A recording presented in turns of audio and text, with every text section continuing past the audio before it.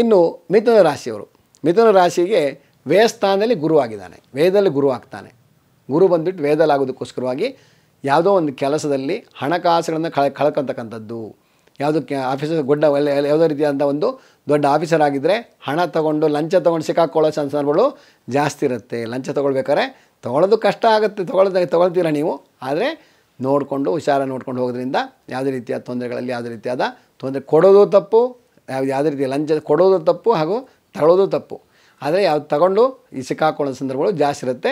ಹುಷಾರಾಗಿರಿ. ಯಾವುದೇ ರೀತಿಯಾದ ಕೆಲಸವನ್ನು ಮಾಡಬೇಕಾದ್ರೆ ಮನೆಗೆ ಮತ್ತು ಮನೆಯಿಂದ ಹೊರಗಡೆ ಹೋಗಬೇಕಾದ್ರೆ ಮನೆಯಲ್ಲಿ ಹಿರಿಯವರಿದ್ದರೆ ಅವರಿಗೆ ಒಂದು ನಮಸ್ಕಾರ ಮಾಡ್ಕೊಂಡು ಹೋಗಿ, ಖಂಡಿತವಾಗಿ ಒಳ್ಳೆಯದಾಗ್ತಕ್ಕಂಥದ್ದಾಗತ್ತೆ.